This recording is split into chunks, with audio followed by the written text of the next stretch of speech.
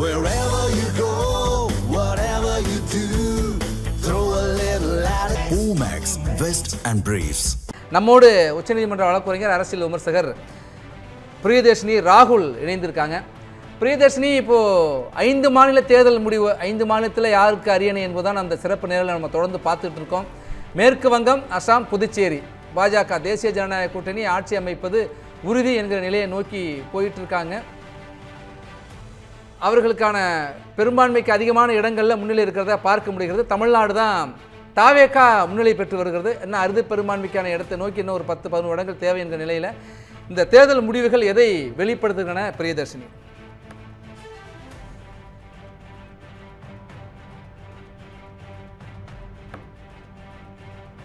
பிரியதர்ஷினி இணைப்பில் இருக்கீங்களா? தொடருங்க.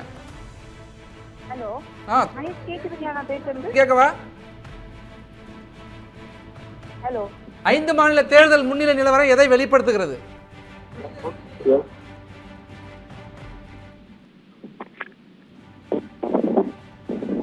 ஹலோ,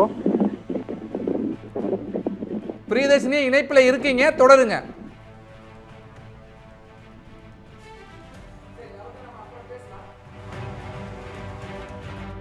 தேர்தல் முடிவுகள் கொஞ்சம் ஒரு இடம் முன்ன பின்ன மாறிட்டு இருக்கு.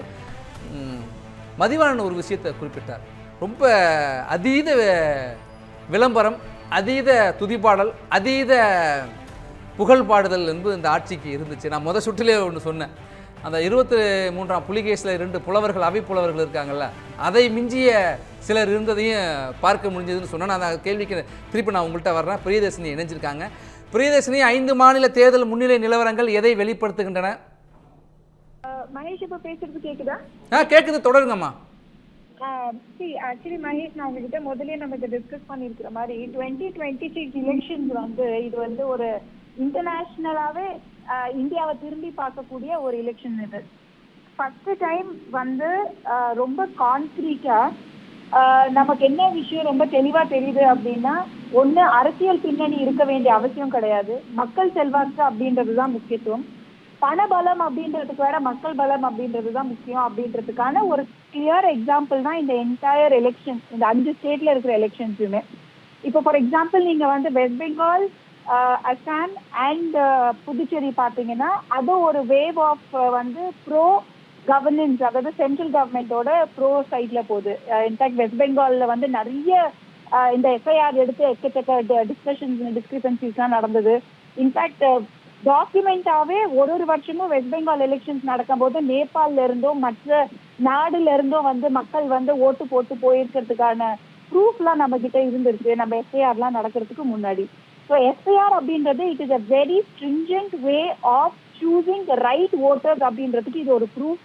இது ரொம்ப ரொம்ப ஒரு என்ன சொல்றது, ஒரு வரவேற்புக்குரிய ஒரு சிச்சுவேஷனா தான் நம்ம எல்லாம் பார்க்கணும். ஏன்னா இதே எஃப்ஐஆரை நம்ம கேலி பண்ணோம், இதே எஃப்ஐஆரை நம்ம கேள்வி எழுப்பணும், இல்ல எந்த பட்டம் நமக்குனாலும் பிஜேபிக்கு போயிடும் அப்படின்ற ஒரு பதட்டம்லாம் எல்லாருக்குமே எழுப்பியிருந்தாங்க. பட் அது இல்லை அப்படின்னு ப்ரூவ் பண்ணியிருக்கிற ஒரு தருணம் இது. 2வது விஷயம், எலெக்ஷன் கமிஷனை பொறுத்த வரைக்கும் என்னைக்குமே நமக்கு அவங்க மேல ஒரு நம்பிக்கை இல்லாத ஒரு பக்கமாக தான் இருந்தது. இல்ல எலெக்ஷன் கமிஷன் அவங்க சென்ட்ரல் கவர்மெண்ட்டுக்கு ஒரு ஏஜென்சியா வேலை பார்க்குறாங்கன்ற அளவுக்கு ஸ்டேட்மெண்ட்ஸ் எல்லாம் நமக்கு கொடுக்கப்பட்டது. நீங்கள் எஸ்ஐஆர் மட்டுமல்ல, வேறு சில காரணங்களும் அப்படின்னு சொல்கிறீங்களா? ஆட்சியின் மீதான ஒரு பெரும் அதிருப்தி இருந்தது. அந்த அதிருப்தியை கட்சியை தொடங்கி முதல் தேர்தலை சந்திக்கிற விஜய் அறுவடை செய்திருக்கிறார்ல. இந்த அதிருப்தியை நிறைய இடங்களில் திமுக 3வது இடத்திற்கு தள்ளப்பட்டிருக்கு. முதலமைச்சரே திணறிட்டிருக்காரு. 12,000 70,000 வாக்கு வித்தியாசத்தில் வெற்றி பெற்றவர் 10,000 வாக்குகளுக்கு கீழே குறைந்திருக்கிறார். இன்றைக்கி தள்ளாடிட்டு இருக்கிறத பார்க்க முடிகிறது. இவ்வளோ ஒரு மோசமான தோல்வியை திமுக பெறுவதற்கான காரணம் என்னவாக இருக்கும்? என்ன கேட்குறீங்களா? தமிழ்நாட்டை பொறுத்த வரைக்கும் இன்றைக்கு தாவேகா 109 இடங்களில் முன்னிலை பெற்றிருக்கிறது. திமுக 61 இடங்கள், அதிமுக 64 இடங்கள். ஆளுகின்ற திமுக 3வது இடத்திற்கு தள்ளப்பட்டிருக்கு. முதலமைச்சர் தொடங்கி முதல் முறை வேட்பாளர் வரை பின்னடைவை சந்திச்சிருக்காங்க. பலர் 3வது இடத்துக்கு போயிருக்காங்களே. இவ்வளவு பெரிய பின்னடைவுக்கு என்ன காரணமாக இருக்கும் திமுகவிற்கு? மகேஷ், நீங்க இன்னைக்கு திமுகவோட வேட்பாளர்கள் பார்த்தீங்கன்னா நமக்கு அவங்க பேரு கூட என்னன்னு தெரியாது. ஸோ நம்ம பேரு கூட தெரியாத ஒருத்தவங்கள ஒரு சின்னத்துக்காக, ஒருத்தவங்களோட ஃபேஸ் வேல்யூக்காக நம்ம ஓட்டு போடுறோம் அப்படின்னா இது நம்ம அண்டர் எஸ்டிமேட் பண்றதுக்கான ஒரு தருணம் கிடையாதே தவிர, மக்கள் எவ்வளவு தூரத்துக்கு ஒரு கொந்தளிப்புல இருந்திருக்காங்க அப்படின்றதுக்கான ஒரு ஒரு ஒரு பிரதிபலிப்பு தான் இது. ஏன்னா டெக்னிக்கலி ஸ்பீக்கிங் எந்த ஒரு புது கட்சி வந்தாலுமே ஒண்ணு அவங்க டிஎம்கேவை டார்கெட் பண்ணி வருவாங்க, இல்ல minimum of that political parties ஏடிஎம்கேவை டார்கெட் பண்ணி வந்திருக்காங்க. பட் ஏடிஎம்கேவை டார்கெட் பண்ணி வந்த பொலிட்டிக்கல் பார்ட்டிஸ் கூட ஏடிஎம்கேல இருந்து பிளவுபட்ட பொலிட்டிக்கல் பார்ட்டிஸ் தான் இருக்காங்களே தவிர, எந்த ஒரு புது கட்சி ஆரம்பிச்சாலும் அந்த புது கட்சியோட டார்கெட் என்னன்னா திமுக வந்து நிறைய எக்கச்சக்க கரப்ஷன்ஸ் இருக்கு, சேஃப்டி செக்யூரிட்டி கிடையாது, பாலிசி மேக்கிங்ல பிரச்சனை இருக்கு, இது வந்து ஒரு சர்வாதிகார ஆட்சியா போயிட்டு இருக்கு அப்படின்றத வந்து நம்ம உடைக்கணும் அப்படின்றதுதான் வைகோ அவர்கள்ல இருந்து இன்னைக்கு வந்த விஜய் வரைக்கும் வந்து எடுக்கிற ஒரு ஸ்டாண்டு. ஆனா இதுல யாரு வந்து இல்ல அகேன்ஸ்ட் டிஎம்கே அப்படின்னு நிக்கிறாங்க கண்டினியூஸ்லி அப்படின்றதுதான் கேள்வி. ஏன்னா நம்மளே பார்த்திருக்கோம், மக்கள் நீதி மையம் வரும்போது அவ்வளவு ஒரு பிரம்மாண்டமான ஒரு எதிர்பார்ப்பு இருந்தது நமக்கு கமல்ஹாசன் அவர்கள் மேல. ஆனா அவரே இன்னைக்கு ராஜ்யசபா சீட்ல தான் இப்போ வந்து டெல்லியில உட்கார்ந்து இருக்காரு. சிமிலர்லி அதே மாதிரிதான் நம்ம விஜயகாந்த் அவர்கள் வந்தபோது நமக்கு ரொம்ப எதிர்பார்ப்பு இருந்தது, ஓகே ஒரு ஆல்டர்னேட்டிவ் பொலிட்டிக்கல் பார்ட்டி நமக்கு தமிழ்நாட்டுக்கு வரும் அப்படின்னு. இப்ப அவங்களோட ராஜ்யசபா எம்பி தான் வந்து இப்போ இங்க வந்து டெல்லியில வந்து உட்கார்ந்துருக்காங்க. ஸோ இதுல மாரல் ஆஃப் த ஸ்டோரி என்ன அப்படின்னு பாக்குறீங்கன்னா, மக்கள் வந்து ஒரு சேஞ்சுக்கு என்னைக்குமே எதிர்பார்த்த ஒரு தருணம். ஆனா இப்போ வெரி அன்பார்ச்சுனேட்லி தமிழ்நாடுவை பொறுத்த வரைக்கும் லீடர்ஷிப்போட டர்த் ரொம்ப அதிகமாயிட்டே போகுது மகேஷ். அது நம்ம ஒத்துக்கிறோம் ஒத்துக்கல அப்படின்றது வேற விஷயம். ஆனா உண்மை அப்படின்றது இதுதான். நம்ம இன்னும் நினைச்சிட்டு இருக்கோம் 50 வருஷம் 60 வருஷத்துக்கு முன்னாடி தமிழ்நாடு நடத்தின மாதிரி இப்போ நம்ம நடத்தலாம் அப்படின்ற ஒரு நம்பிக்கையில நம்ம நடத்திக்கிட்டு இருக்கோம். பட் எனக்கு தெரிஞ்சு I don't think that is the right perspective.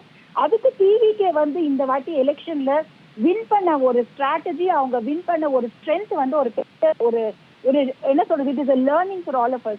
நீங்க பாத்தீங்கன்னா யாருக்கிட்டயுமே, அதாவது டிவிகே பத்தி நம்ம இதுக்கு முன்னாடி எலெக்ஷனுக்கு முன்னாடி பேசின எல்லாருமே என்ன சொல்லுவாங்கன்னா, இறங்கி யாருமே வேலை செய்யல, எந்த காசும் செலவு பண்ணல, எந்த வந்து பிரச்சாரத்துக்கு வந்து 234 தொகுதிக்கு வந்து விஜய் போகவே கிடையாது அப்படின்றது எவ்வளவு விஷயம் தாண்டியும் அவரோட பர்சனல் மேட்டர்ஸ், அவரோட என்ன சொல்றது கரூர் இன்சிடென்டா இருக்கலாம், அவரோட ஐடி இஷ்யூவா இருக்கலாம், இத்தனை விஷயங்களையும் தாண்டி வந்து இவ்வளவு ஒரு பிரம்மாண்டமான ஒரு வெற்றி வந்து டிவிகேக்கு கொடுத்துருக்காங்க அப்படின்னா இதுக்கு மேஜர் தேங்க்ஸ் வந்து எனக்கு தெரிஞ்ச டிவிகே டிஎம்கேக்கு தான் கொடுக்கணும். ஏன் நான் சொல்றேன்னா, ஒரு வாட்டியும் டிஎம்கேவோட பிரச்சாரத்துல என்ன இருக்கும்னா, இந்த மோடி வந்துட்டாருன்னா அவ்வளவுதான், நம்ம வந்து நம்ம நாட்டே நம்ம தமிழ்நாடுவே நம்ம கையில விட்டு போயிடுவோம், என்னவோ இந்தியால வந்து ஒரு பகுதி தமிழ்நாடு இல்லை அப்படின்ற மாதிரி நல்ல ஒரு ஒரு ஒரு பிரம்மையும் ஒரு நம்பிக்கையும் மக்கள் மனசுல கொண்டு வந்துட்டாங்க. பிஜேபி வந்துட்டாங்க அப்படின்னா அவ்வளவுதான் தமிழே வந்து அழிஞ்சு போயிடும் அப்படின்ற ஒரு நம்பிக்கையை கொண்டு வந்துட்டாங்க. ஸோ மக்களுக்கு அந்த பதட்டம் இருந்துட்டு தான் இருந்தது. ஆனா அந்த ஒரு பதட்டத்துக்காக திரும்பவும் திமுக கையில அந்த ஆட்சி கொடுக்கணுமா அப்படின்ற ஒரு கேள்வியில தான் அவங்களுக்கு கரெக்டான ஒரு ஆல்டர்னேட்டிவா டிவிகே கிடைச்சது. ஸோ இருந்த ஒரு இவங்க கொடுத்த ஒரு அந்த ஒரு பிரமை, இவங்க கொடுத்த ஒரு பயம், இவங்க கொடுத்த ஒரு ஒரு அந்த ஒரு ஒரு ஃபியர் ஃபேக்டர் எல்லாமே இவங்களுக்கு ஃபேவரா வராம அது அப்படியே டிவிகேக்கா ஃபேவரா போயிடுச்சு. ஸோ அதனாலதான் டிவிகே சைடு வந்து நீங்க பாத்தீங்கன்னா அவங்களுக்குன்னு ஒரு கொள்கை இனி நாள் வரைக்கும் அவங்க எஸ்டாப்ளிஷ் பண்ணல, அவங்களுக்குன்னு ஒரு பொலிட்டிக்கல் பாலிசி இனி நாள் வரைக்கும் அவங்க எஸ்டாப்ளிஷ் பண்ணல, எந்த ஒரு தொகுதியிலையும் இந்த தொகுதியில நாங்க வந்தோம்னா நாங்க இதெல்லாம் பண்ணுவோம்னு அவங்க எஸ்டாப்ளிஷ் பண்ணல. ஏன்னா அவங்களுக்கு அது தெரியாது. பட் இருந்தா அவங்களுக்கு இவ்வளவு பொலிட்டிக்கல் என்ன சொல்றது பேக்கப் ஒர்க் பண்ணாமலும் அவங்களுக்கு இவ்வளவு சீட் வந்ததுக்கு ஒரே காரணம் எனக்கு தெரிஞ்ச வரைக்கும் அது டிஎம்கே மட்டும்தான். அவங்க பிஜேபிக்கு கொடுத்த பயத்தை அப்படியே டிவிகேக்கு வந்து அது ஓட்ஸா போயிருக்கு. தாவேக்காவுக்கு இந்த இடத்திற்கு காரணம் திமுக தான் அப்படின்னு சொல்றாங்க.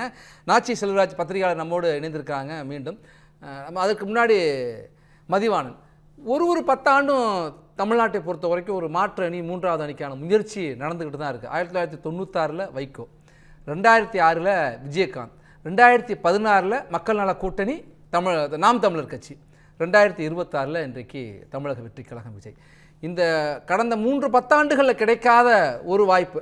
மக்கள் நல கூட்டணிக்கு வெற்றி கிடைக்கல, விஜயகாந்துக்கு பெரிதாக அவர் வெற்றி பெற்றார், அதுக்கப்புறம் எதிர்கட்சி, அதுக்கப்புறம் இல்லை. வைகோ வந்த எதிர்பார்ப்பு வேற, ஓப்பனிங் வேற. ஆனால் வைகோ இன்றைக்கு திமுகவிலே கரைஞ்சி போனதை பார்க்க முடிகிறது. ஆனால் முதல் தேர்தலே சந்தித்து இப்படி ஒரு பிரம்மாண்ட வெற்றி அப்படிங்கிற ஒரு இடத்த தாவேக்கா தொற்றுக்குள்ள, அவர்கள் 3 4 தவறியது எங்கே, இவர் எங்கே அந்த இடத்த பிடிக்கிறார் அப்படிங்கிற ஒரு கேள்வி.